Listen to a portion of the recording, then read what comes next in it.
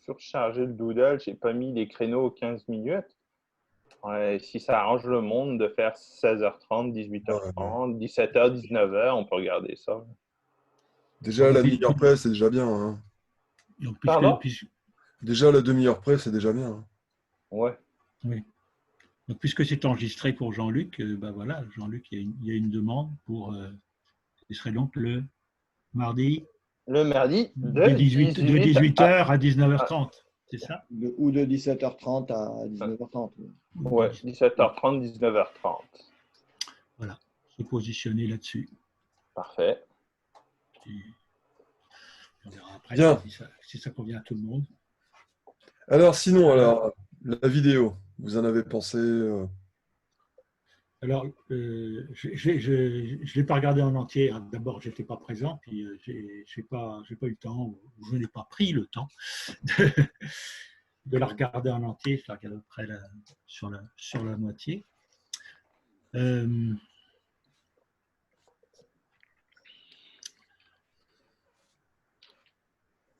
J'ai peur que, comme on l'a déjà souligné, je crois que parfois on rentre ou on suggère un concept qui est totalement étranger à la majorité des gens. Tu parles par exemple de monnaie exogène ou endogène ou autre, ben ça, alors là, tu as perdu tout le monde, enfin tout le monde, sauf des Bertrand Séné ou des gens comme ça qui sont avisés. Mais si on veut être grand public, il faut effectivement qu'on aille vers quelque chose, à mon avis, de beaucoup plus pédagogique, donc de préparer, pour vraiment préparer quelque chose, s'il y a un intervenant principal sur 15 ou 20 minutes, peu importe, qu'on ait un sujet avec un objectif clair de mise en lumière. Parce que tu veux, il me semble que dans cette vidéo, c'est effectivement intéressant pour tous les gens qui s'intéressent un peu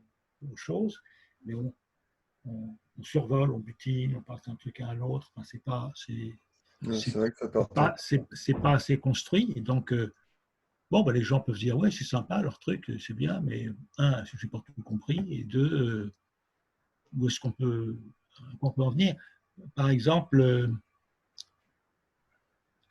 puisqu'on est un groupe qui cherche à promouvoir différentes solutions, vaudra peut-être effectivement qu'on ait des interventions qui permettent à chaque personne de présenter en 20 minutes sa proposition.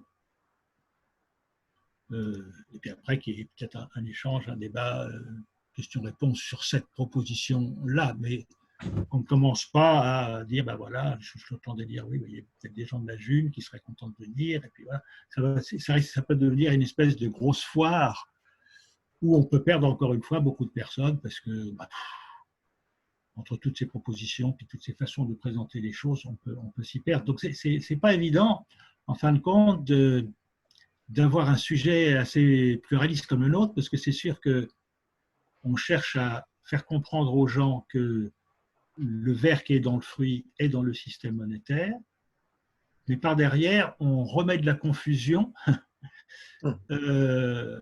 par tout un échantillonnage de propositions qui, peut-être individuellement, sont sympathiques, mais à la fin, on dit, oui, mais quoi? Donc, c'est sûr que quand on a un programme unique, enfin une proposition unique, après, ça devient le cheval de bataille qui est défendu par tout le monde, mais ce n'est pas notre approche. Donc, on a une approche qui est démocratique, une approche ouverte au débat, etc. Ça, c'est très bien. Mais alors là, personnellement, je ne me sens pas véritablement les compétences pour présenter, cadrer ça pour que ce soit, que ça apporte vraiment quelque chose aux gens. Quoi.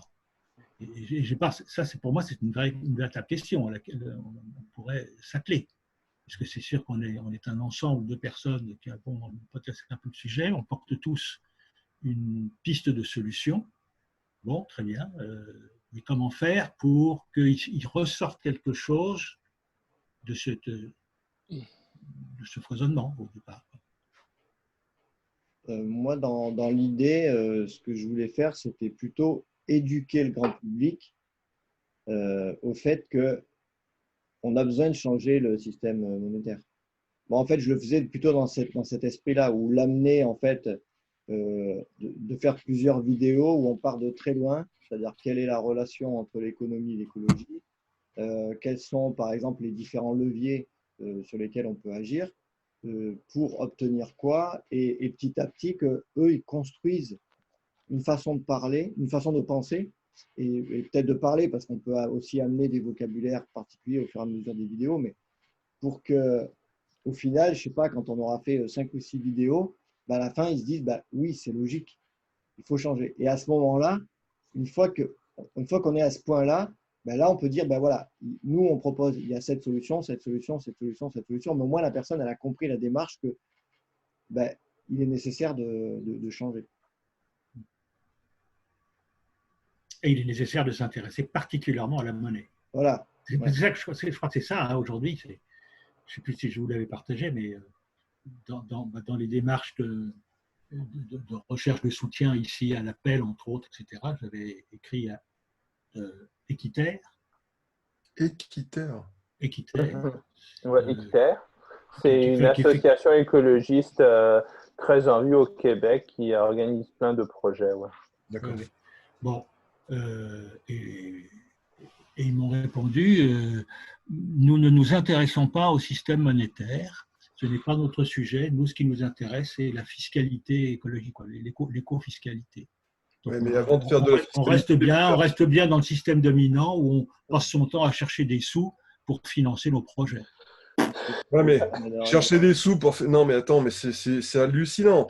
C'est-à-dire, on va s'obliger à produire des calamités pour tirer de cette calamité une fiscalité qui servira à financer la réparation des calamités. On est d'accord au cube, il n'y a aucun souci. Non, mais c'est ça qui est extraordinaire. Faire comprendre cette folie aux gens, c'est ça le défi. On est là face à des gens très engagés, des gens qui ont bien compris le problème écologique, etc., mais qui ne l'associent absolument pas à la monnaie, puis qui ne veulent pas l'associer. C'est pas notre sujet. Non, c'est gentil, allez voir ailleurs. Nous, c'est pas notre truc. Mais il faut les tuer.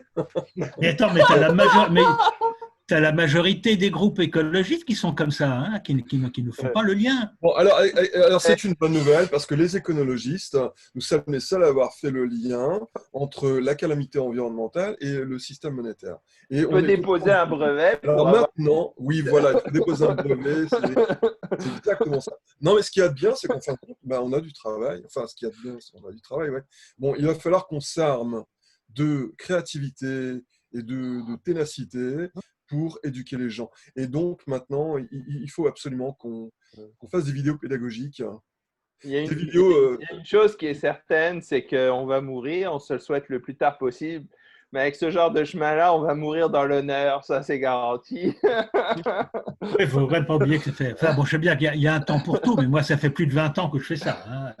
J'ai passé mon temps à le faire avec des vidéos, des conférences, des ateliers. Enfin, c'était ma vie pendant 20 ans, à sillonner la France, la Belgique et la Suisse en particulier, parce que j'étais là-bas à l'époque. Et bon. Bon, on a une contestation du brevet, même pas déposée. Là. Non, l'exemple que je viens de donner montre qu'il faudrait qu'il y ait au moins une curiosité. Si la réponse était « Ah, vous soulevez là quelque chose qu'on n'a pas étudié, est-ce que vous pourriez au moins nous en parler ?» Non, ce n'est pas notre sujet. Donc, dès lors qu'il y a une espèce de refus ou un manque de curiosité, il faudrait trouver un moyen. Oui, Fabien. Ouais, je viens d'avoir une petite idée. Alors, je ne sais pas si ça pourrait marcher, mais ça pourrait être intéressant. Par exemple, récemment, j'ai vu le film Time Out. Je ne sais pas si vous l'avez vu. Non. En fait, c'est l'histoire d'une époque où les gens, ils ont un crédit d'heure sur le bras. Et quand le crédit il arrive à zéro, en fait, ils meurent. Et donc, bien sûr, il y a deux castes. Il y a la caste de ceux qui ont beaucoup de temps devant eux et qui sont d'ailleurs immortels. En fait, laisse-moi deviner. Ceux qui ont beaucoup de temps devant eux, on les appelle les riches. En quelque sorte, voilà. Et, Non, mais j'avais un doute, il fallait que tu me confirmes ça. Hein. ouais, et ceux qui n'ont pas beaucoup de temps, où il y en a, et c'est à 10 minutes près ou à 1 heure près, et donc ils sont toujours en recherche de temps, ils vont travailler, vont faire des boulots, faire n'importe quoi. Et, du coup, ça serait peut-être intéressant, mais par contre, après, je ne sais pas si on aurait vraiment les droits, mais de prendre par exemple la bande-annonce d'un film qui est connu et de faire nos propres paroles qui expliquent le modèle actuel au travers de cette bande-annonce du film. Du coup, c'est un truc très court qui dure 1 minute ou 2. Et ça rappellerait, pour ceux qui ont vu le film, etc., ça ferait des parallèles. Pour ceux qui n'ont pas vu le film, peut-être ils auront envie d'aller voir. Et du coup, ça pourrait être intéressant et peut-être pas trop compliqué à faire. Je ne sais pas ce que vous en pensez. Je ne sais pas si on pourrait avoir le droit ou pas. Ah, c'est ça. La première des questions, c'est à chaque fois, faut contacter le producteur, je suppose, On va voir ce qu'on appelle la clairance. pour On va voir ce savoir qu'on appelle est-ce la qu'il y a des droits à clairance. payer ou est-ce qu'ils nous autorisent à utiliser. Il faut au moins les appeler pour avoir la clairance, De la c'est-à-dire c'est partie un document visuelle. qui te permet d'obtenir le droit d'utiliser des parties du film à d'autres fins que le film. Quoi. Bon, moi, dans ma première vidéo, la monnaie du pouvoir d'achat au pouvoir d'être, j'ai pas mal de petites séquences de films comme ça que j'ai prises et sans rien demander. Hein. Je me suis dit que de toute façon, comme cette vidéo n'était pas à but commercial et qu'elle était en accès libre, et que je ne dénaturais rien, là, je ne mettais même pas de parole dessus, c'était juste des séquences que je prenais. Ça faisait plutôt de la pub pour les films qui étaient présentés que. Donc, je n'ai jamais eu de problème.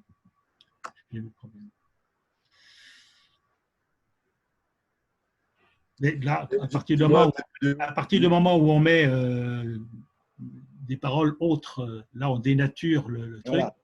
Voilà. Et dis-moi, tes vidéos, Philippe, tu les fais comment, toi? Tu as un fond vert? Tu as une équipe avec toi pour faire des films ou quoi? Tu fais comment? Je n'ai pas d'équipe. J'ai un copain qui a du matériel, il a une bonne caméra, il a un logiciel de montage. C'est de l'artisanat, notre truc. On voit bien que c'est de la vidéo artisanale malgré tout. Hein. Mais bon. Tu lis avec un prompteur tes textes ou pas? Dans certains cas, oui. Dans d'autres cas, non. C'est pas systématique. Enfin, là, la vidéo dont je parle, oui, c'était. D'ailleurs, je n'apparais pas à l'écran, c'est exclusivement un texte dit et sur lequel il y a un support d'image permanent. D'accord. Je vous invite à la regarder. Enfin, bon, elle est même faite par séquence, donc il y a 7 chapitres, dont 7 chapitres qui durent à peu près 10 minutes chacun, sur la monnaie. Bon, à l'époque, je sais qu'il a été quand même pas mal regardé. Je sais pas, il a disparu à un moment. Mais à l'époque, j'ai eu quand même plus de 50 000 vues. Ah, quand même. C'est pas le buzz, hein, mais. C'est pas mal. J'ai eu quand même un très beau retour. Il est passé en salle. T'as passé en salle de cinéma?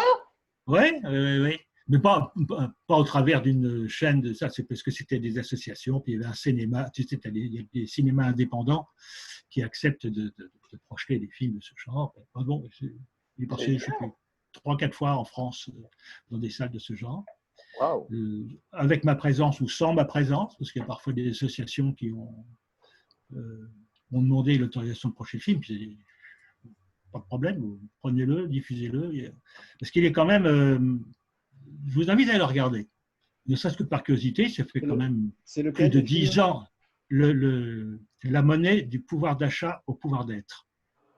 Je peux vous donner le lien. Hein. Attendez, donne le lien, s'il te plaît, Philippe. Attendez, il me semble que je l'ai déjà vu.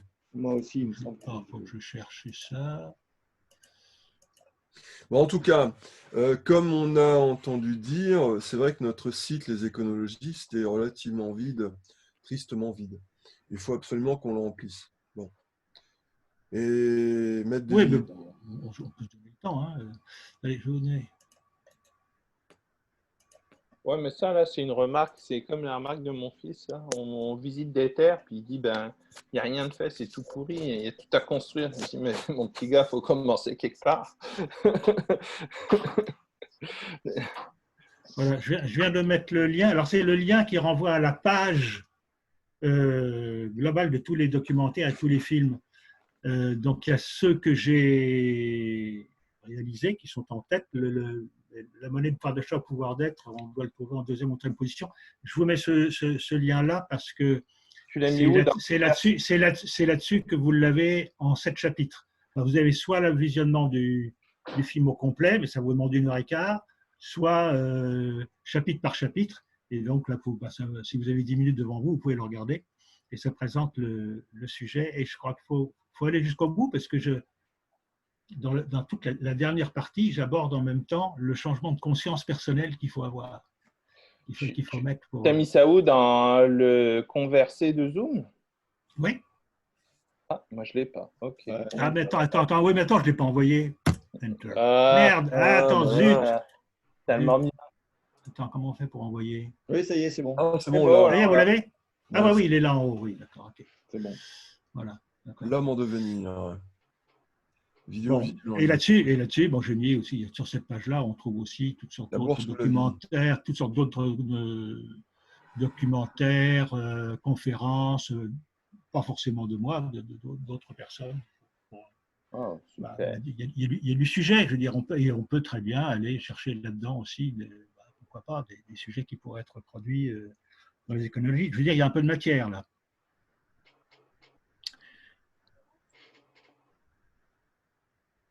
Et entre autres, cette fameuse histoire que je reprends dans le chapitre de la nature de la monnaie, sur l'histoire de la Dame de Condé, hein, que j'ai tourné en scénario ici au Québec. Attends. Vous savez, la Dame de Condé, ouais, la dame. Le billet qui tourne dans la communauté. Voilà. Et donc là, on a fait un petit film scénario avec des acteurs de théâtre. Enfin, on a fait tout ça en artisanat avec une troupe. J'ai bien envie de faire ça à Montreuil, dans ma petite ville, pour un but pédagogique comme ça. Dis-moi, la Dame de Condé, c'est de qui ce texte? C'est de Jacques Dartan, d'après ce que je sais. Parce que moi, dans mes premiers pas dans l'économie autrement, c'était la théorie de l'écosophie, né de Jacques Dartan, qui n'était pas pour autant un économiste, c'est plutôt un philosophe, un peu un touche-à-tout. Mais il a fait une approche de l'économie très, très intéressante et j'ai repris pas mal de choses chez lui, c'est normal, hein, ça a été mon berceau d'ouverture d'esprit sur une autre façon de voir les choses et il avait fait un très beau travail à ce moment-là. Dis-moi, excuse-moi, je te coupe, tu voulais encore dire quelque chose? Alors, je dis juste au travers d'une association qu'il avait créée à l'époque qui s'appelait AISE, l'Association internationale pour le soutien à l'écosophie. Et j'avais repris après cette appellation parce que les animateurs de cette association qui m'avaient livré un peu tout leur travail et qui sont morts depuis m'ont rendu un peu héritier de leur travail. Et donc j'avais conservé le titre de l'association, mais j'avais rajouté un S parce qu'il m'avait été dit fais attention, ne conserve pas le nom de écosophie parce que tout de suite on va te balancer dans les sectes. Ce qui n'a pas manqué d'arriver. D'ailleurs, j'ai été fiché dans les sectes dans les années 95 et 98. Mais c'était l'Association internationale pour le soutien l'économie sociétale ou un truc comme ça. Voilà, pour une petite histoire. Petite question. Justement, la théorie de la femme de Condé. Lorsque l'on va, par exemple, sur Internet et qu'on tape cette histoire et qu'on va sur Wikibéral. Excusez-moi de vous interrompre immédiatement. Parler de cette histoire, je ne la connais pas. Est-ce que quelqu'un peut... Je peux la raconter parce que moi, si tu veux, la Dame de Condé, je l'ai appelée Monica, en fait, pour aller vite, en fait. Alors Monica, elle est commerciale. Tu permets, Philippe, que je la raconte? Non, vas-y. Ok, alors Monica, elle est commerciale et elle arrive dans un village dans lequel elle doit aller voir des magasins pour faire ses affaires, hein, les VRP. Donc, elle descend du train et il est tard le soir, il est genre 17h, donc elle ne peut pas aller travailler maintenant. Et elle cherche un hôtel pour passer la nuit. Et donc, ça tombe bien, face à la gare, il y a un hôtel. Et Elle va se rendre au guichet de l'hôtel, elle va voir l'hôtelier. Bonjour monsieur l'hôtelier, je voudrais une chambre pour passer la nuit. L'hôtelier lui dit c'est 100 euros. Monica tend un billet au maître d'hôtel qui l'encaisse, qui le met dans son tiroir caisse, et Monica s'en va. Elle va faire un tour au village. Et au bar de l'hôtel, il y avait le pâtissier de l'hôtel, enfin le pâtissier du village, qui était là accoudé au bar de l'hôtel, en me disant l'hôtelier, tu ne me devais pas 100 euros. Donc, tu as l'hôtelier qui sort le billet de 100 euros de son tiroir caisse, qui le donne au pâtissier. Donc, l'hôtelier s'est acquitté d'une dette de 100 euros qu'il avait vis-à-vis du pâtissier. Le pâtissier se rappelle qu'il avait une dette vis-à-vis du charpentier de 100 euros. De ce pas, le pâtissier va donner ce billet de 100 euros au charpentier. Le charpentier avait une dette de 100 euros auprès du chaudronnier. Bon, on peut faire le tour comme ça pendant... Et le chaudronnier avait une dette vis-à-vis de l'hôtelier de 100 euros. Et donc, le billet a fait un tour du village, tu vois, avec tous les acteurs. Et l'hôtelier se retrouve avec le billet de Monica. Monica revient quelques temps plus tard et tous nos petits copains sont là, assis au bar de l'hôtel. Bon, c'est juste un détail, hein, parce qu'ils se connaissent tous et donc ils boivent une chope. Monica arrive et elle interpelle l'hôtelier. Elle lui dit bon, bah, écoutez, j'ai rencontré quelqu'un, j'ai passé la nuit avec lui. Donc, j'annule ma réservation. Est-ce que vous pouvez me rendre le billet? Et l'hôtelier lui redonne le billet. Il n'y a pas de problème, on annule la chambre. Et Monica, en même temps, elle sort un briquet de son sac, elle brûle le billet et elle lui dit il était faux.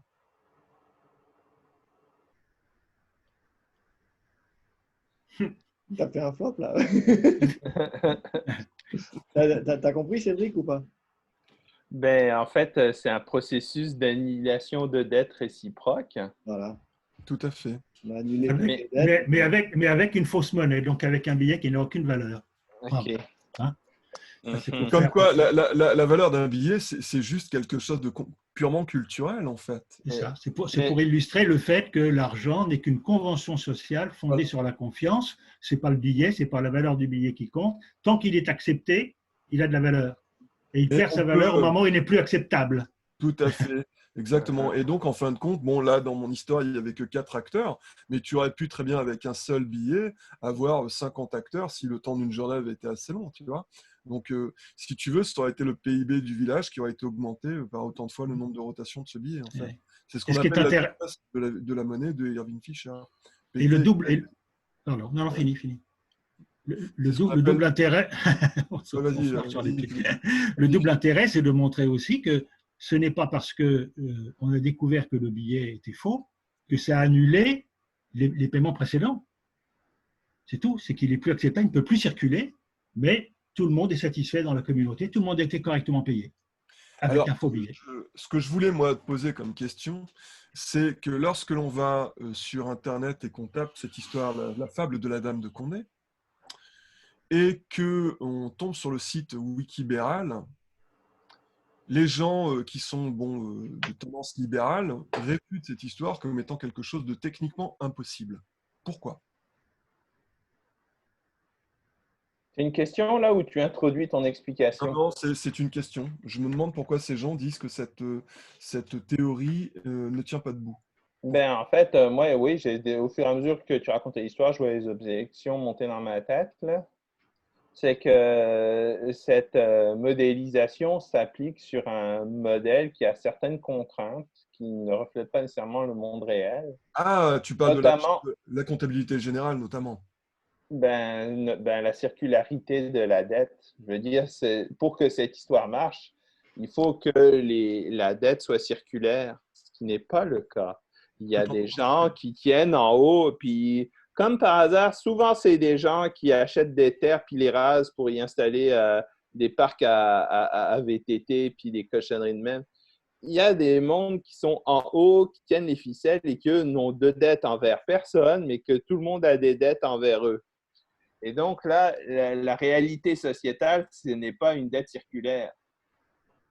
Si tu veux expliquer un point à des gens, quand on est dans l'éducation populaire, il faut forcément ramener les choses à une dimension une dimension compréhensible. C'est sûr que cette histoire n'est pas le modèle qu'on voit dans le monde, ne serait-ce que parce que là, on est dans un village, puis la monnaie circule en circuit fermé gros, à l'intérieur d'un village, ce qu'on reproduit d'ailleurs avec nos monnaies locales. Mais bon, on essaie de reproduire monnaie locale à condition justement de pouvoir boucler la boucle, ce qu'on ne fait pas. Mais bref, c'est pour expliquer un point.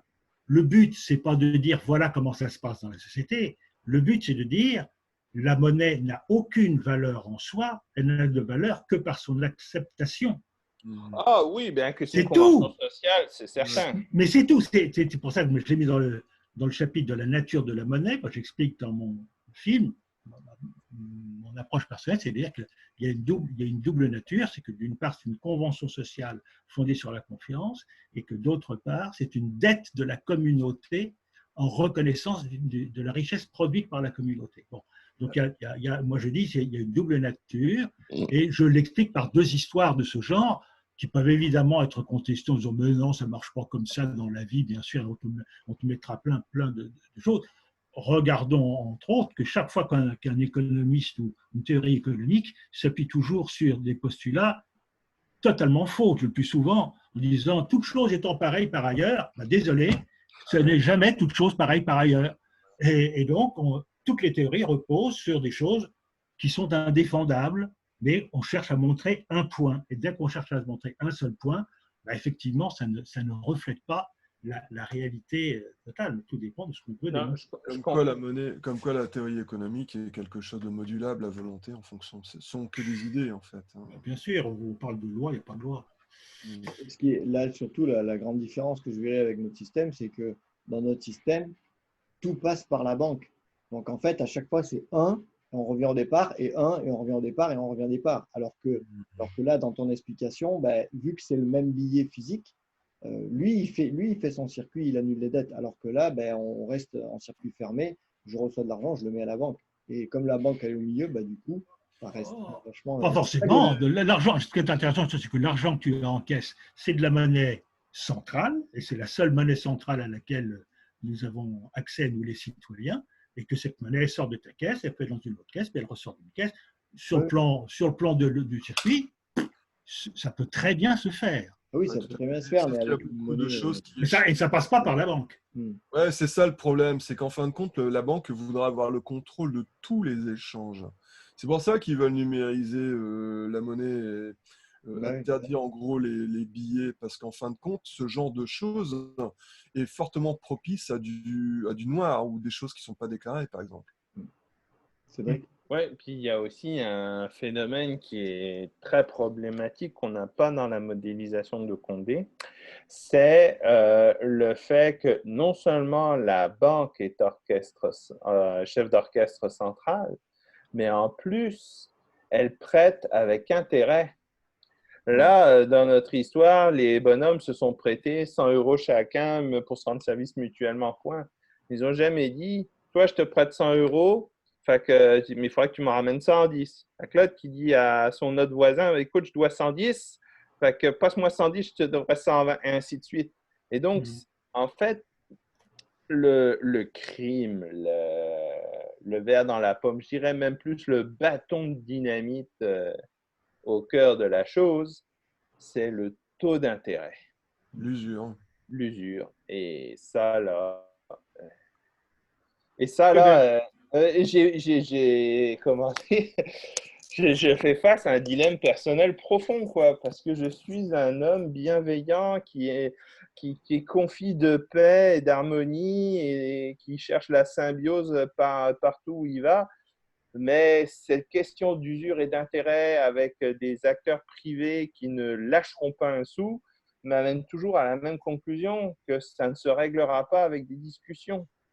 Alors, j'avais lu quelque part qu'il est écrit, je crois que c'est dans la Torah, que tu n'as pas le droit de prêter avec un intérêt. Ah oui, mais si tu veux, dans les 3 religions monothéiques, dans les 3 religions d'accord.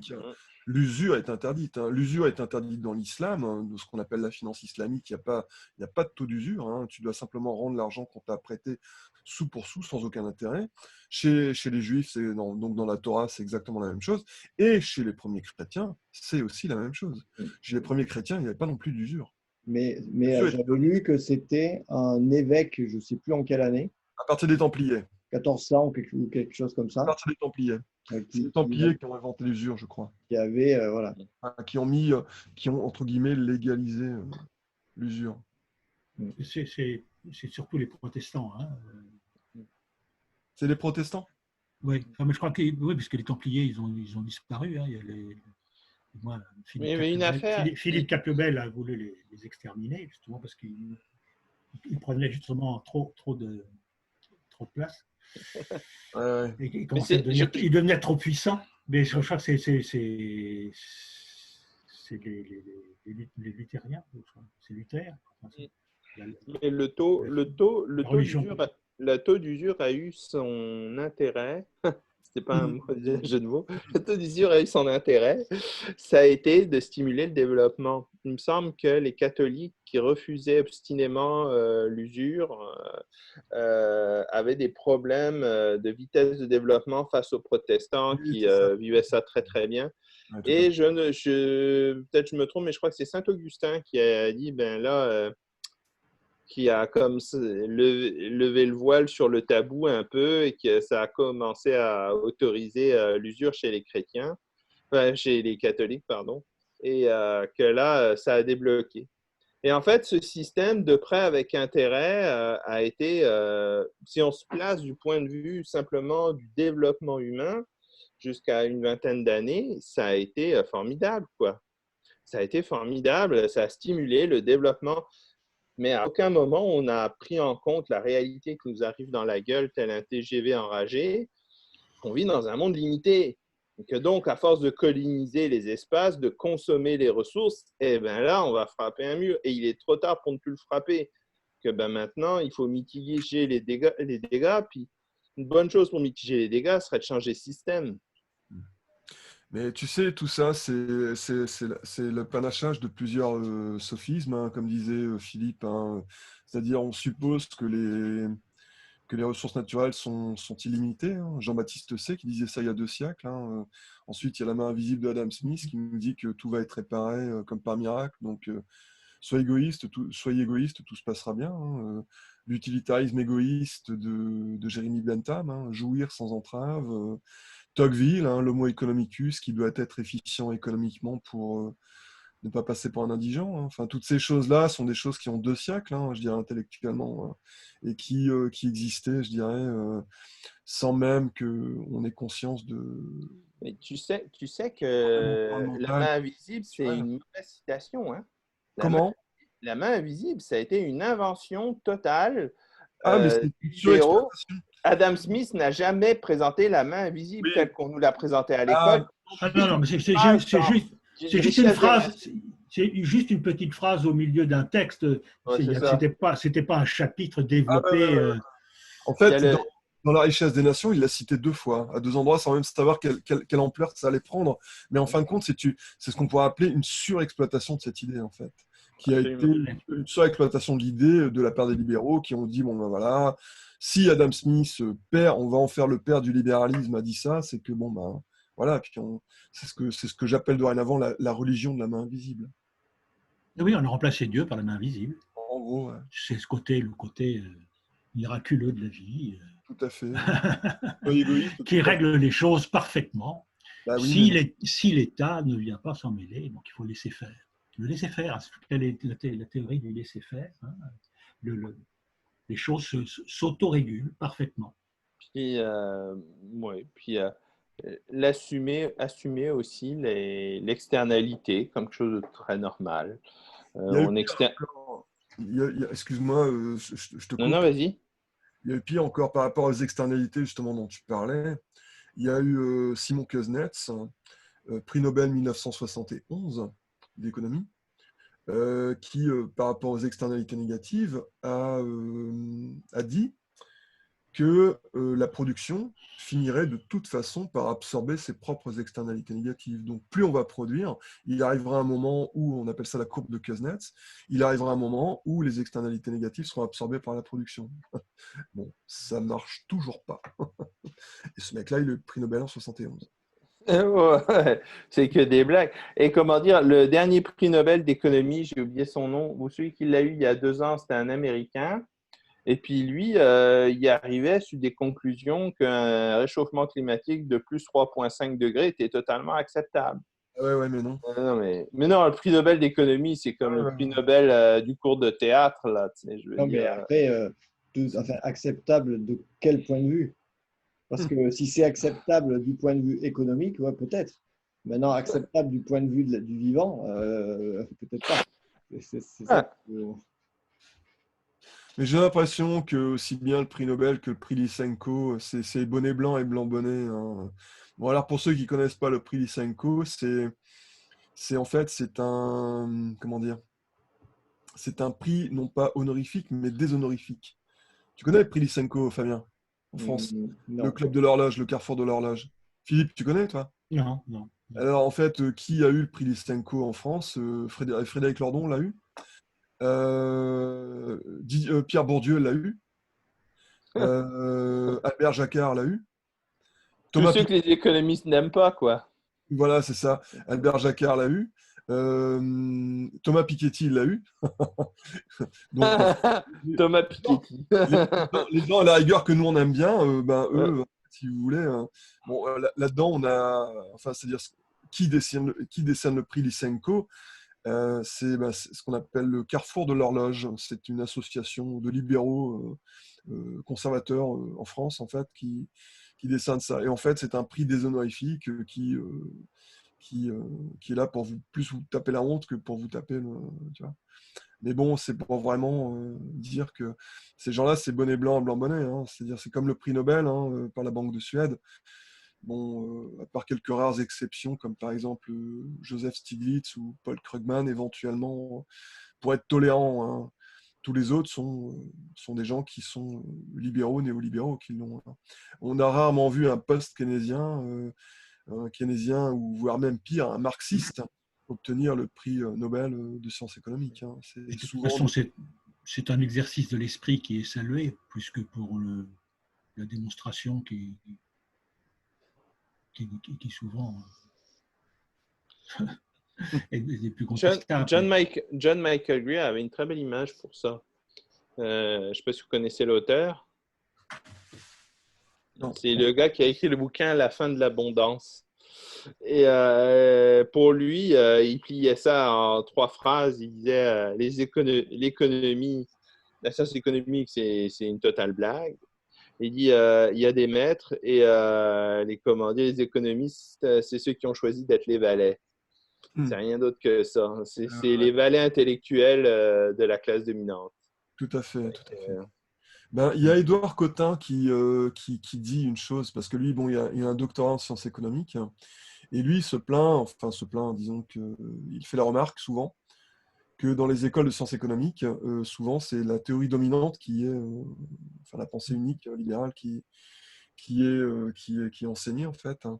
Et lui, il a une métaphore qui est très, très sympa. Lui, il dit qu'en fin de compte, à chaque génération d'économistes qui va sortir de ces écoles, c'est comme si on rajoute un étage, un immeuble qui est déjà très très haut, mais dont les fondations sont complètement instables, en fait. Et forcément, ça va finir par se casser la gueule. C'est clair, puis c'est fou, hein, quand on les confronte, comment ils ont un refus de réalité. Là, prendre un économiste classique par lui d'externalité, là, c'est comme. Il réagit comme non, je refuse de rentrer cette variable dans mon équation. Là, c'est comme Ah oui, oui, non. Non, mais là, on en revient à ce que j'ai dit tout à l'heure. C'est une question d'intérêt personnel. C'est-à-dire que notre mécanique mentale va immédiatement faire le tri entre ce qui est acceptable pour moi, parce que ça peut rentrer dans le maintien de mon bien-être personnel, et si ça ébranle ou si ça risque de mettre ma carrière ou mon patrimoine ou mes propres intérêts, ma notoriété, peu importe, en en porte-à-faux, c'est inacceptable. Oh, tu as va très bien toucher. résumé, tu as très bien résumé la psyché de l'oncle de ma femme. C'est magnifiquement décrit. Ouais. Et c'est comme ça, effectivement, que tu as des gens qui en arrivent à avoir des positions absolument indéfendables, mais enfin indéfendables aux yeux des autres, mais parfaitement défendables pour eux-mêmes. Ouais. Et ouais, l'humain n'a pas d'idéal, il n'a que des intérêts. Je ne sais pas si je vous en avais parlé. Enfin, je crois que dans la vidéo, j'en parle de la spirale dynamique. Je trouve que c'est une analyse très, très intéressante sur justement l'évolution de la conscience humaine depuis. Ouais, peux-tu rappeler le concept? C'est qu'Yann l'avait introduit dans nos premières réunions. J'étais allé lire dessus, mais j'ai oublié. Peux-tu réactualiser un peu le concept? En fait, Ouais, la spirale dynamique, ça part. Alors, il y a une partie qui se rapproche des besoins de Maslow, c'est-à-dire il y a les besoins individuels primordiaux de survie.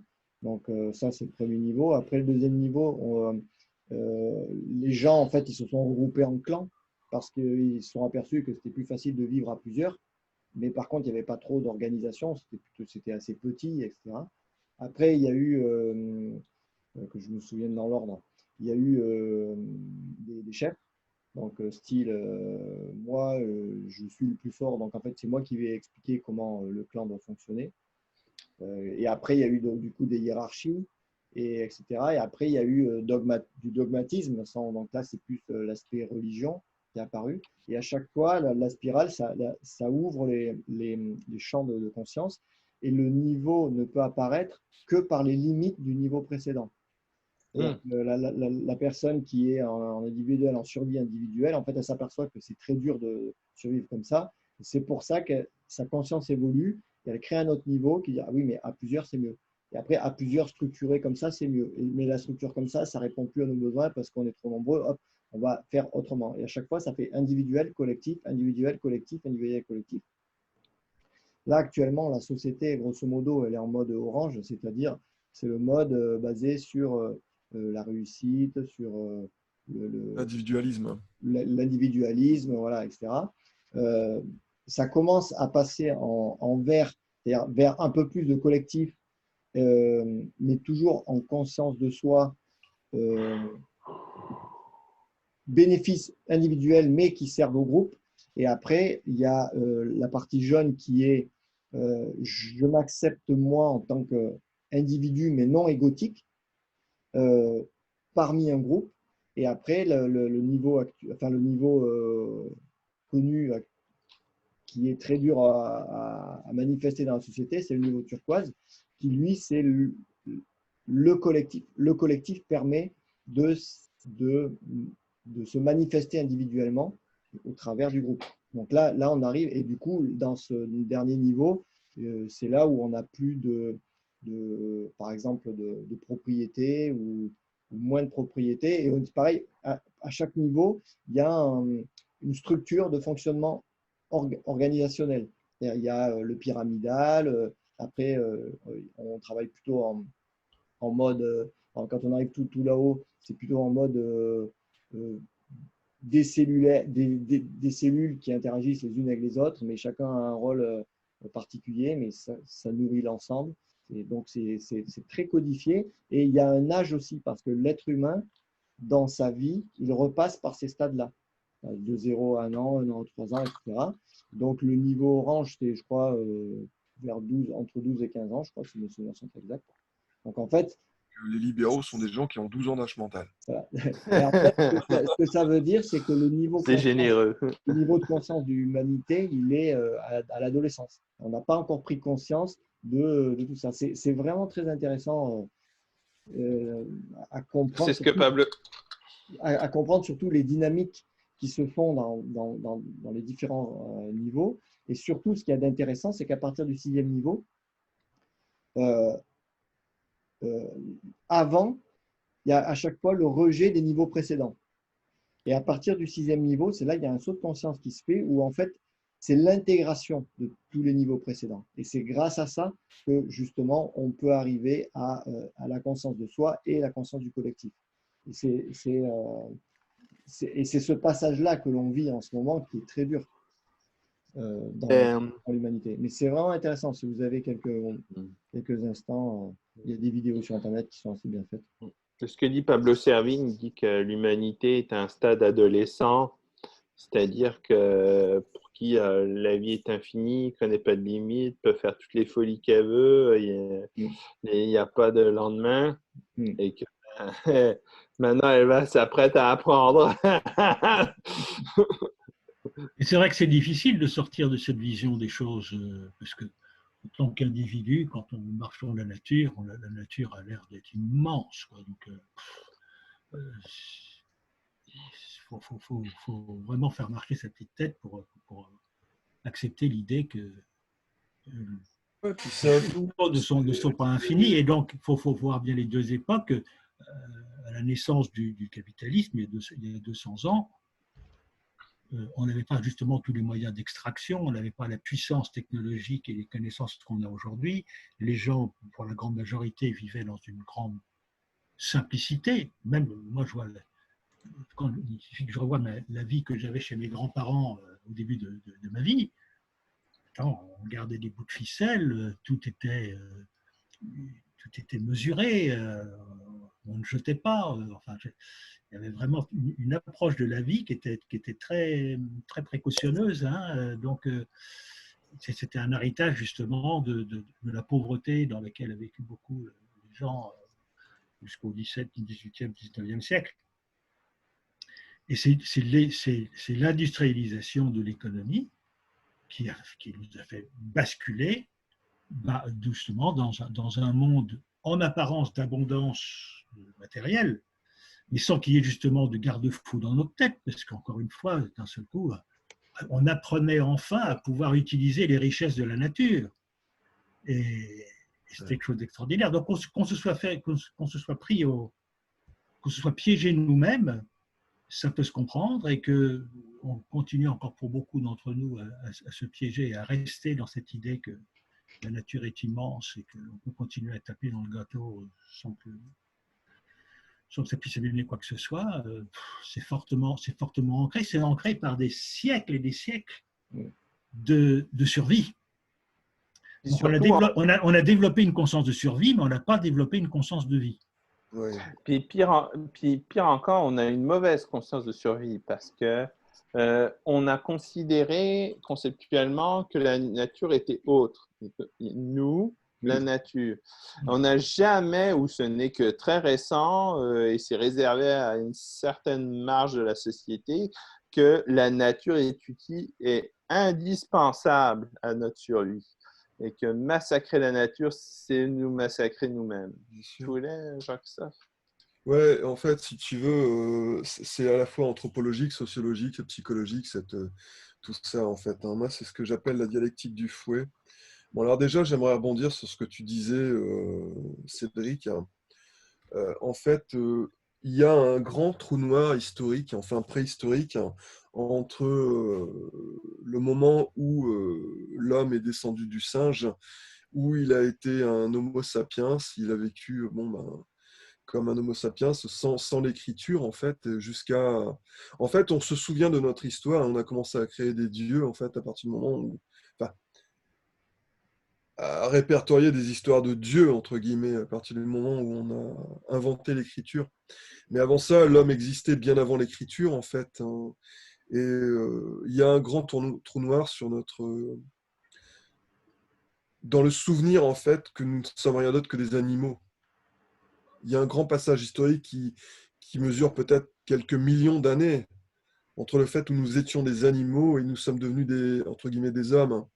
Et entre-temps, étant donné qu'il y a ce grand trou noir historique qu'on n'a pas répertorié parce que l'écriture n'existait pas, eh bien, on s'est dit, de génération en génération, hein, je vous parle de millions d'années, hein, on s'est dit, les animaux, c'est une chose et l'homme, c'est autre chose. Et donc, on va inventer des dieux pour se rassurer. Et bon, suite à ça, je voulais aussi rebondir aussi sur ce que disait Philippe. En fait, on a inventé une société d'inconscient, en fait. C'est-à-dire qu'on veut aller vite. Et moi, ce que j'appelle la dialectique du fouet, c'est cette espèce de conscience que la mort Et en fait, on est les seuls animaux, en fait, hein, parmi les espèces animales, à avoir conscience de la mort et de la temporalité de la vie, relativement courte, mais relativement rapide, en fait, hein. On vit à peu près 80 à 90 ans, quoi, hein. On a conscience de ça. Et en fait, c'est à la fois court, c'est à la fois long, mais aussi court, en fait. Et sachant que, bon, plus on va être nombreux, plus on va se livrer dans une espèce de compétition, et que dans cette compétition, l'autre, en fait, l'autre compétiteur, va nous imposer éventuellement une rareté des choses qui vont nous permettre de réussir économiquement et d'être heureux, en fait. Donc il y a ce triple facteur, la conscience du temps, la conscience de l'existence de l'autre potentiellement dangereux, et la rareté que ça va nous impliquer, en fait. Et à partir de là, c'est ce que j'appelle la dialectique du fouet. Cette idée nous fouette, en fait, nous bouge, nous oblige à avancer, nous oblige à nous dépasser, nous oblige à créer des choses économiques qui nous permettent de survivre et d'inventer la propriété contre la propriété des autres, etc., etc. Et on veut tous réussir dans cette espèce de folie. Et on se dit tous, bon ben voilà, de toute façon, on est des dieux, enfin disons qu'on a été créés par des dieux, et donc à ce titre-là, la nature est à notre service. Et intellectuellement, c'est tout un logiciel qu'on doit changer. Et justement, j'en reviens à la spirale dynamique parce qu'en fait, ils expliquent comment c'est arrivé justement toutes ces croyances. C'est-à-dire que il y avait donc l'existentiel, c'était tout en bas. Après, il y avait le tribal. Le tribal, c'est là on commence à mettre des croyances en place, et des croyances qui sont liées à la survie. Et c'est pour ça que, par exemple, euh, c'est une croyance qui est quand même vraiment en relation avec le monde réel. Après, ces croyances, elles changent au niveau de l'égocentrique, où en fait on croit que celui qui est en haut, bah, il est plus puissant, il est plus fort. Donc là, ça reste un humain. Et après, ça passe à Dieu. Et là, du coup, c'est même plus un humain, c'est au-delà de l'humain. Et c'est là où cette croyance, elle devient bah, Dieu, etc. Mais du coup, elle est supérieure à l'ensemble des hommes. Tu vois. Et après, ça évolue comme ça. C'est assez intéressant. La spirale dynamique, c'est quoi cette théorie? La spirale dynamique, c'est quoi? La dynamique, c'est des théories faites par des sociologues, psychologues. J'ai plus les noms en tête. Je peux te le Je dire. regarderai sur Internet. Tout ça, ce sont des tentatives d'explication de l'évolution humaine, hein. On peut Voilà, le c'est ça. prendre sous toutes sortes d'angles. Mm. Il y a aussi C'est toujours intéressant. Oui, il y c'est a aussi intéressant. Sapiens. Qui l'a lu, Sapiens de Harari? Ouais. Il est bien, hein? C'est Non, c'est génial. fait. Très, très excellent. C'est un monument. Moi, j'ai lu les trois. Ouais. Le Homo Deus, je ne l'ai pas lu. Excellent. Excellent. Non, c'est très, très, très, très bon. Ah ouais. C'est vrai que tu Très belle conseilles analyse, ça, Sapiens. c'est une très belle analyse, très belle approche, très Ah belle ouais. vision en même temps, des défis qui sont les nôtres maintenant, hein. C'est un monument, c'est très beau. Ouais, ouais. Et pour revenir à ce que tu disais tout de suite, Jean-Christophe, ce qui est le propre de ce que j'appelle la conscience de rareté, c'est l'obligation de devoir gagner sa vie. Mhm. C'est-à-dire justement, je ne fais pas partie de la nature, parce que ce n'est pas parce que je suis né que j'ai le droit de vivre. Il faut que je gagne ma vie. Et ça a été ça au fil des siècles. Voilà une bouche à nourrir, une nouvelle bouche à nourrir, hein. Mhm. L'arrivée d'un enfant n'était pas forcément une bonne nouvelle. À l'époque, Ouais. on n'avait pas de contraception ou autre, c'était une nouvelle bouche à nourrir. Il fallait mettre les gamins au travail le plus tôt possible pour qu'ils méritent Mhm. l'assiette qu'il avait devant lui le soir, hein. Ouais. Donc on a ça engrammé dans notre ADN, l'obligation de gagner sa vie. Et l'emploi aujourd'hui, notre société moderne, fonctionne toujours sur l'obligation de gagner sa vie grâce à un emploi, et un emploi productif selon les critères que l'on Tocquevillien. s'est donnés. Donc on est resté dans une mentalité, dans une conscience de survie, alors que depuis les années 1970, on a basculé dans notre réalité, puisque moi j'avais dit à peu près que jusque dans les années 70, l'offre était inférieure à la demande. Attends, j'ai une connerie.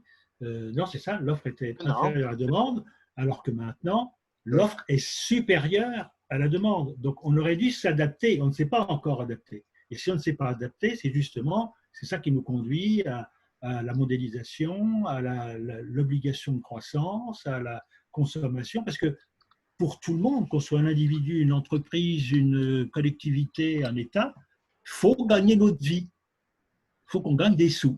Et il va falloir gagner des sous par tous les moyens.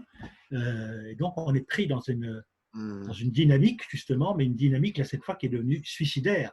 Alors qu'avant, elle garantissait notre survie, avoir gardé le même paradigme dans un environnement dans une réalité quotidienne qui a changé, c'est comme continuer à arroser son jardin alors qu'il pleut, quoi. On va le noyer.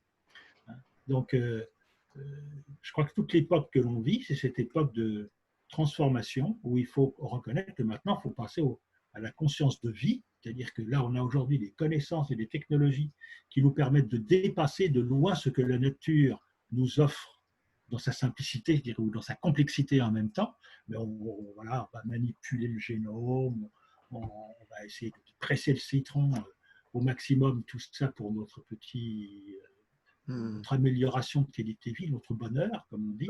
Mais en fin de compte, en cherchant à faire ça, en continuant à faire ça, on épuise ce qui nous donne la vie. Et donc, il faut vraiment rentrer dans la conscience que nous participons à la vie et que c'est obéir aux lois de la vie dans sa complexité et sa simplicité qu'il faut ramener les choses. On est devenus des apprentis sorciers qui voulons à tout prix modeler la nature qu'on perçoit toujours comme étant extérieure à nos caprices. Et bien non, on appartient à cette nature et c'est à nous de nous adapter et d'obéir à cette nature. Et ça demande un effort d'humilité que l'on ne semble pas encore prêt à faire. C'est ce que Edgar Morin appelle l'aveuglement paradigmatique. Attends 2 secondes et je te donne la parole, Fabien. C'est ce que Edgar Morin appelle l'aveuglement paradigmatique. En fait, on s'oblige en fait à travailler, et on ne se rend pas compte qu'en fait, on produit du travail complètement absurde au nom de cette idée tocquevillienne, c'est-à-dire la société tocquevillienne qui oblige l'homme à être efficient économiquement au nom de ne pas être un indigent, ne pas être, vivre au crochet de l'État-providence, etc., etc. Et en fin de compte, on s'oblige à... Parce que, en fait, ce que je dis toujours, des choses qui sont... Le gros problème du travail, c'est qu'il est sélectionné par la banque, ce qui oblige à double contrainte de l'utilité et de la rentabilité. Alors que des choses qui sont utiles mais pas forcément rentables, à la rigueur, il y en a plein. Il y a plein de choses qui sont utiles mais pas rentables. Il y en a beaucoup. À la rigueur, on pourrait créer plein d'emplois avec ça. Mais faut-il encore que ce ne soit pas les banques qui déterminent le fait que quelque chose soit faisable au nom de la rentabilité. Il faut justement que des choses soient faisables, même si elles ne sont pas rentables. Et c'est pour ça qu'intervient le critère de la monnaie. Il faut qu'on invente un système monétaire qui permette de faire des choses qui ne sont pas rentables. Voilà, sans que ce soit... Voilà, parce que une banque va te prêter de l'argent que si c'est rentable, point. C'est le gros dilemme auquel on est confronté. Est-ce que vous avez vu, c'était une émission qui était passée sur Arte il y a quelques temps, peut-être même quelques années, où en fait c'était, je crois, en Inde, ils font des ponts vivants. Je ne sais pas si vous l'avez vu ça ou pas. Et c'est une émission magnifique où en fait, pour construire un pont, ça peut prendre 400 ans. En fait, ils prennent un petit bout de racine, ils font traverser la rivière avec, je crois que c'est des figuiers ou quelque chose comme ça. Et du coup, en fait, les personnes qui ont commencé le pont vont mourir et le pont ne sera pas encore terminé. Et c'est leurs petits-enfants qui continuent. Par contre, leur survie de cette région-là dépend de ces ponts-là. Et donc, on voit un père qui apprend à sa fille justement à comment il faut faire pour prendre la racine, la faire suivre le long. Et ça va construire carrément des structures où les gens, après, ils peuvent passer. C'est plein de sagesse et assez émouvant comme reportage. Et ça c'est le lien que l'on a perdu avec justement notre environnement. On essaye de le dominer plutôt que de s'en servir en la nature à notre service, c'est ça le truc en fait. On tente de mettre la nature à notre service et puis on la met au service de nos ambitions et puis on se dit il n'y a qu'à se servir, jouissez sans entrave, il n'y a pas de problème.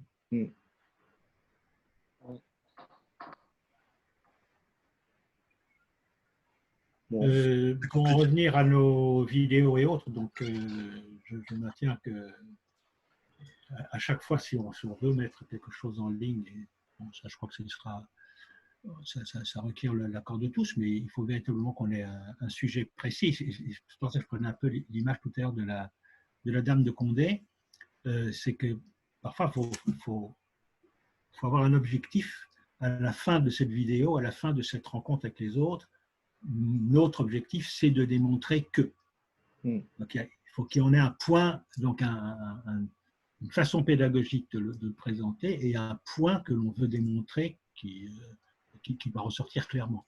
Et on peut utiliser parfois non pas nous-mêmes, mais une séquence ou une table ronde, enfin un truc dans les vidéos existantes, si le point a été de façon éclairée, intelligente, même parfois de façon très humoristique, hein, ça peut être le truc d'entrée, puis un petit débriefing, puis après un débat autour de ça. Et voilà, par exemple. Cédric? Je pense pas qu'il faille soumettre au veto de tout le monde avant de mettre du contenu en ligne, parce que sinon, on ne va pas s'en sortir. Je pense qu'on pourrait se faire confiance, puis laisser les gens mettre en ligne, puis quand quelqu'un a un souci, qu'il le fasse savoir très vite, puis qu'on dise, bon, on va peut-être retirer ça. Là. Non, le principe collectif, c'était beaucoup plus sur le principe. Ah, ok. Hein, pour éviter sûrement qu'on rentre peut-être dans des discussions comme on a tout de suite. C'est-à-dire, bon, c'est intéressant, mais là, on a une discussion de salon, quoi. Hein. Chacun amène son petit grain de sel, son petit truc, son anecdote. C'est très sympa, mais là, on peut passer des journées et des nuits. Il suffira d'aller chercher un petit coup à boire de temps en temps. Je suis d'accord avec ça. Ouais, hein. Par Zoom, c'est un peu chiant quand même. Hein. C'est plus sympa autour d'une table. Je retiens ton idée, Philippe, que je trouve vachement bien, c'est dénoncer tout de suite en début de vidéo. Ben voilà, dans cette vidéo, on va voir, par exemple, quel est le rôle de la monnaie, je sais pas, dans votre vie. Hein. Et du coup, ben, au moins la personne, elle se branche déjà sur « Ah ouais, je vais apprendre ça ». Et après, quand on déroule, à la fin, ben, on doit lui avoir donné la réponse. Et je trouve que c'est vachement bien de le préciser dès le départ. C'est tout le principe un peu de la petite formation que je veux mettre en ligne, là, qui est très bien. Où à chaque fois, je veux essayer de démontrer un point précis, faire réfléchir sur le prix, faire réfléchir sur la richesse, faire réfléchir, je ne sais plus, toutes les autres choses parce que j'ai une dizaine de points que je veux aborder. Parce que sinon, dès qu'on rentre dans les sujets économiques ou autres, le champ est tellement vaste qu'on se barre dans toutes sortes de conceptions, et puis bah, tu as perdu tout le monde en route, quoi, parce que c'est trop compliqué. C'est dingue ce que c'est complexe, hein, la science économique. Hein. Quand tu y penses, ça lie tous les domaines sont liés. Hein. C'est dingue, la psychologie. Mais d'un autre côté, pour moi, c'est complexe parce que c'est la vie qui est complexe, parce que l'économie n'est que le miroir de la vie, en fin de compte. C'est comment les êtres humains, ensemble, décident de s'organiser pour que ça fonctionne le mieux possible, qu'on puisse survivre, puisse s'entendre les uns les autres. Donc c'est parce que la vie est complexe que l'économie en lui-même, bon, la science, on peut bien y mettre le terme de science si on veut se gaver un petit peu, mais bon, que la science économique est forcément complexe. Et ce qui est dramatique, c'est de vouloir l'enfermer dans des lois comme si la vie était elle-même enfermée, la vie d'une diversité fantastique. C'est un écosystème. Pour moi, les libéraux, enfin, c'est-à-dire la science au sens des libéraux, comme quoi ce sont des gens qui se sont autoproclamés scientifiques, ce sont rien d'autre que des comptables, hein, point barre. Pour moi, les libéraux qui se disent des économistes, pour moi, c'est pas de la science, hein, c'est de la comptabilité, des bons comptables, ouais, mais qui ont juste le logiciel de comptabilité en tête, quoi, c'est tout. Ouais, j'irai plus loin, c'est des clowns. Parce que la comptabilité, elle n'est que partielle. Ils s'amusent à manipuler des chiffres, des équations, des ressources, sans prendre en compte la réalité qui nous entoure. Sans pitié. C'est des clowns, c'est des compteurs. On paye du monde pour aller faire des animations dans les garderies. C'est à peu près du même acabit. Sans pitié, Cédric. Sans... Oh non, parce que pitoyable. Dans mon processus de deuil, j'ai pas lâché, j'ai pas terminé de traverser la phase de colère. Vraiment, là.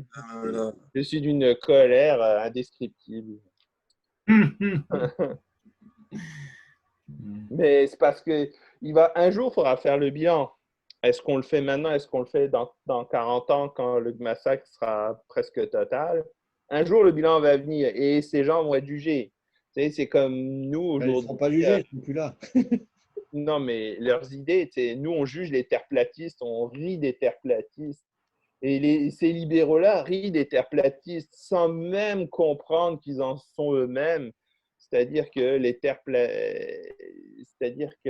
terreplatistes disaient à la limite qu'il y a une limite physique à se déplacer sur la surface du globe.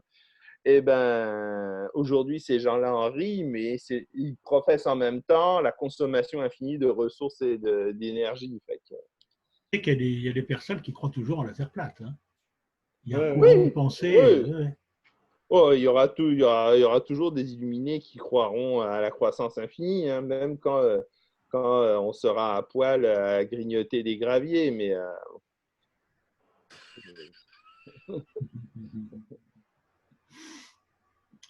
Ouais.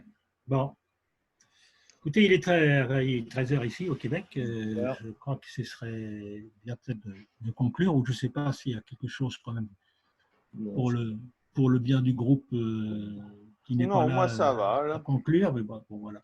Je tenais à Mais vous remercier quand même pour votre patience parce que mes conneries, ça impacte le groupe, mais c'est le ce ne, maximum que je peux ce ne donner sont pas des présentement. conneries, ce sont des événements de la vie qui viennent les uns à des époques différentes, perturber, secouer. Mais ce qui est intéressant, hein, malgré tout, bon, je sais bien que quand on est dedans, c'est très frustrant, c'est très bouleversant, ça a tout un impact émotionnel et autres. Mais je crois qu'il faut vraiment s'accrocher à cette croyance qu'au travers des orages qu'on traverse, il y a toujours un cadeau. Et que ce cadeau, justement, tu parlais de ta colère tout à l'heure, etc. Je crois que tu vis en ce moment quelque chose qui est très à l'image de ce que, de ce que notre sujet veut explorer, hein, avec des attitudes et des objectifs et des obstacles qui sont très à l'image de ce qu'on vit en grand dans le monde, et qu'il y a une analogie à faire, et que peut-être, enfin je sais pas, quelque chose va ressortir pour, pour vous là-dedans. Ouais, ouais, Il y a que j'aime plus bien. tard, il y a que plus tard qu'on peut le voir, bien sûr, mais donc je veux dire, on a notre participation là-dedans dans tous les orages qu'on traverse. Pourquoi je traverse cet orage? ouais. D'ailleurs, j'imagine. J'aime bien, moi, quand je suis dans la Qu'est-ce merde. que j'ai à apprendre? Qu'est-ce que Qu'est-ce que c'est? j'ai à apprendre? Ouais. Qu'est-ce que Qu'est-ce j'ai qui à m'a apprendre? amené là? Oui, qu'est-ce que j'ai à apprendre là-dedans? Hmm. Qu'est-ce qu'il y a pour moi là-dedans? Si ça peut te rassurer, Cédric. Je t'imagine bien d'ici 2, 3 ans de faire l'analogie entre ce que tu as vécu là et les enjeux qui étaient présents à ce moment-là et puis les enjeux Et les enjeux? du monde. Humain, du Ah monde, oui, ouais. absolument, hein. C'est ce que ma vendeuse complice, là, parce que j'ai une complice dans la bande des vendeurs. Elle me dit, c'est délirant, c'est presque spirituel, quoi. On vit autour Absolument. de ce morceau de carré sur cette terre, qui est un espace délimité avec un certificat de localisation. On vit avec ce morceau de terre les mêmes turpitudes qu'on vit avec la terre. C'est spécial beaucoup. Là. Pour ça, Ouais. savoure ce moment où tu es en train d'apprendre beaucoup de choses. Ben oui, quelle chance j'ai là! Ouais. Et puis justement, il ne faut peut-être pas l'aborder sous l'angle de la bagarre, parce que c'est intéressant de voir que le compétiteur voilà, juste un affairiste, quoi, hein, Ah, absolument. et qui veut développer quelque chose qui participe complètement à l'ancien monde, avec des moteurs, des trucs. Voilà. Et puis c'est à usage Alors, privé. Hein. je sais pas, Pour lui et ses copains. est-ce que vous avez essayé quand même parfois, il faut au moins essayer dans ces trucs, de demander à vos vendeurs individuellement, est-ce que vous attachez une importance à savoir ce que va devenir votre patrimoine, et donc au plan Ah, philosophique, et même si vous dites oh, on n'a rien à oui, foutre, c'est pas nous. j'y ai pensé, mais ma vendeuse complice dit essaye-toi même pas. Essaye-toi même pas. À ton avis, pourquoi je me sépare d'eux autres? La conception de la vie n'est comme plus conciliable. C'est Ok. C'est vraiment… non, non, je sais. Non, c'est Bon. vraiment… C'est de monde très ancien. Là, puis, enfin, c'est ça. Elle représente vraiment ce que j'appelle le monde nouveau, là, le monde post-croissance. Puis elle, elle donne des cours d'herboristerie en ligne et puis elle travaille avec Pablo Servigne. Le jour où le COVID a bloqué les vols d'avion, elle disait pour une rare fois, elle allait prendre l'avion pour aller voir. Elle avait un rendez-vous avec la tête d'affiche de l'herboristerie en France. Ils avaient un rendez-vous physique avec Pablo Servigne pour commencer à jaser de comment mettre un système de santé parallèle pour quand vraiment l'avion va commencer à tanguer fort. Fait que c'est ça, elle est à fond dedans. Là. Puis, c'est quand même une situation spéciale. Je ne sais pas si ça va aboutir, mais tu sais, quand un vendeur, dans un groupe de vendeurs, te dit, toi, ce que tu dis, ce que tu fais, ça me rejoint, puis je vais m'arranger dans la mesure du possible à toujours te faire passer devant, sans pour autant se mettre dans l'eau chaude par rapport aux autres vendeurs, tu sais, c'est spécial. Hein. Hmm. En Bon, fait, on enfin, disait ça. Moi, je termine là-dessus. On disait qu'elle et moi, on avait juste trop hâte de terminer cette position de moi d'acheteur, elle de vendeuse, qu'on puisse enfin s'assire et jaser de fin du monde sous un pommier, quoi.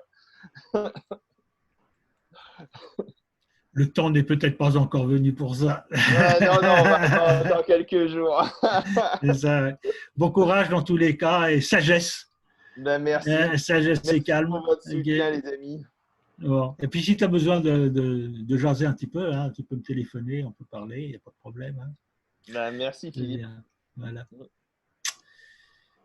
Bon, Juste pour conclure, ça me vient après ton propos. Je viens d'écouter une vidéo sur une table ronde avec Jean Covici, où il disait que le Covid a créé uniquement le ralentissement de l'économie qu'il faudrait reproduire tous les ans pour aboutir aux objectifs de neutralité du carbone d'ici 2040. Je l'ai lu. absolument. Ah ouais, attends. Donc ça, c'est extraordinaire comme message. Hein. Donc il faudrait aller vers une Euh, économie qui, globalement, est ralentie suffisamment pour, pour, pour, pour atteindre ces objectifs. Quand on voit qu'on a vécu ça comme étant une véritable catastrophe économique et que ça va se prolonger, et qu'on veut relancer la machine, ben non, il ne faut pas la relancer. C'est un bon message que nous donne le Covid en nous disant, ben voilà, vous pouvez relever le défi, mais au prix d'une adaptation de votre économie pour que ça se traduise par une… Il y a une vidéo aussi qui est intéressante en ce moment, qui a été diffusée hier, c'est Gunther Poli avec Idriss Aberkan. Ah oui. Une vidéo qui dure à peu près 2 heures, je crois. J'étais en train de la regarder tout à l'heure. C'est laquelle de vidéo? C'est la toute dernière, t'as qu'à taper sur YouTube Idriss Aberkan et Gunther Poli. Okay. Mais c'est celle où ils sont où ils présentent Ouais, elle est sortie hier. Elle est sortie hier, c'est l'université Vendée, la Silicon Vendée. Ouais. Voilà. Ok. Bien, bon, là-dessus. OK. Bon, Bon, on se dit à la ben, à semaine bientôt, prochaine. les amis. Bonne soirée. Belle vie à toutes celles et ceux qui ne sont pas là. Belle vie à vous. Bonne continuation. Donc, théoriquement, on se retrouve mardi prochain à 17h30. Ben, j'espère que la question sera Sauf, tranchée avant. Hein. sauf contre-temps. Enfin, ou Voilà, sauf, après, je ne sais pas si pendant l'été, apparemment, c'est assez compliqué de rassembler tout le monde. Chacun il y a un peu de son bord là pendant l'été, c'est vrai ça. Ouais, c'est vrai. Bon. Moi, je pense que… parce que je vois bien qu'en ce moment, il n'y a rien d'annoncé à l'avance. Ouais, c'est un Donc peu- là, chacun organise sa vie, puis on découvre à un moment qu'on est. Si maintenant on disait, bon, compte tenu des informations qu'on a glanées, nos réunions auront lieu peut-être tous les 15 jours, pourquoi pas, pendant l'été, mais un mardi sur deux, à telle heure, hein, qu'on ait un calendrier, quoi. Puis les gens, à ce moment-là, chacun pourra dire, moi je pourrais être là, moi je pourrais pas être là, puis on verra à ce moment-là si on peut avoir une réunion structurée ou si on reste sur le mode salon. Ok. Okay, Je vais créer un agenda partagé, alors. Ce serait pas mal, peut-être. OK. Mm. Il faudrait voir avec Jean-Luc s'il peut libérer son mardi 18h à 20h. Si c'est le cas, je pense qu'on pourrait s'orienter vers ce créneau-là. Et ça, il faut attendre d'abord en premier la réponse de Jean-Luc là-dessus, puis alors après, on peut diffuser Ok. les premières. OK. Ça marche. Ok. Ça marche. Bon, ben à bientôt. Salut, Bye bye. Portez-vous bien. Salut tout le à très monde. vite.